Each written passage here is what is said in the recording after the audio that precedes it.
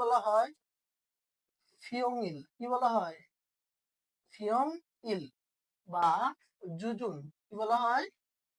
জুজুং। কর্মদিবস। তাহলে পরীক্ষার মধ্যে অনেক সময় লেখা থাকে যে আমরা হসপিটালে যাই।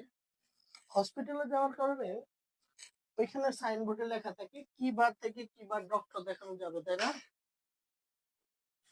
তাহলে দেখো শনিবার কি থাকে? থু ইয় ইল। এখানে লেখা থাকে হিউ ইল। কি থাকে? হিউ ইল।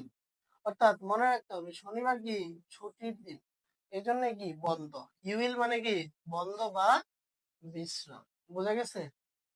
তাহলে এখন তুমি যদি থু ইউইল এর অর্থ না জানো, তাহলে কি তোমার পক্ষে পরীক্ষার মধ্যে কি আনসার করাটা কঠিন হয়ে যাবে। এই জন্য কি আমাদের কোরিয়ান 7 দিনের নাম কি অত্যন্ত গুরুত্বপূর্ণ। আশা করছি কি আজকে ক্লাসটি বুঝতে পেরেছো। বুঝতে পারলে তোমার মন্তব্য কমেন্ট বক্সে জানাও, এবং যারা নতুন তারা অবশ্যই কমেন্ট করতে ভুলবেন না। সালাম আলাইকুম।